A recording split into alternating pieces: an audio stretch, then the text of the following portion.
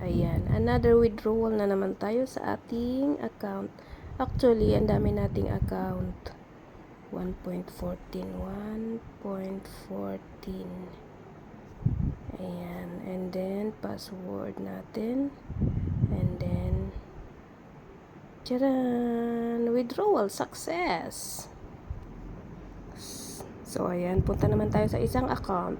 So, 39 cents lang yan. And then, mag-quantify tayo ngayong araw. Ayan, ang sinasabing quantify, trade lang everyday. Diba? May robot tayong magti-trade eh. So, meron lang tayong makukuha. Ayan. So, nakuha natin ngayon 77 cents. Bukas na natin yan i-withdraw para madagdagan magiging mag-login para mag-sign in tayo, success, para pag umabot tayo ng 30 days may $1 tayo, 'di ba? So, let's go to other account. Ayan, mag-quantify na naman tayo diyan.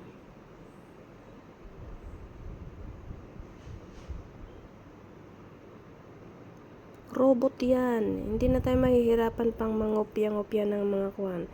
So, ayan, meron naman tayo dyan $1.05. So, i-withdraw natin yan ay. I-withdraw natin yan.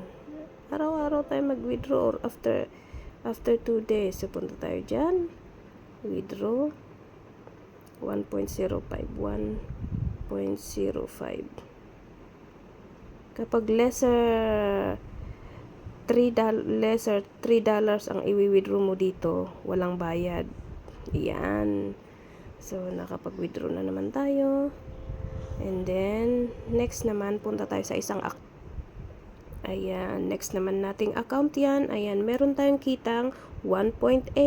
So, pwede natin i-diretso yan na naman na i-withdraw. Ayan, every kung tayo mag-withdraw, every may kita para maipon. 1.8902. Ayan. Then, password natin. And then, confirm. Ayan, withdraw success. Diba? So, ganyan lang kasimple ang ating robot tradings. Ayan, another account naman. So, quantify. Na-withdraw ko na yun kahapon eh. So, ayan, ang profit is 0.3. Huwag na muna natin i-withdraw yan. So, next account na naman tayo. Quantify. Diba? mag-quantify para sa ayan, 4.86 pa lang. So, wag na muna natin i-withdraw yan. Next. Sa bawat gadgets, 3 lang ang pwedeng ma-register. So, okay.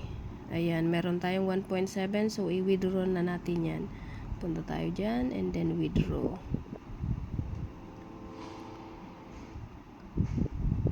So, BEP20. Pinipili ko ang BEP20 kasi mura lang ang kwan. Mabilis lang siya. Tapos, 0.0793. Ayan.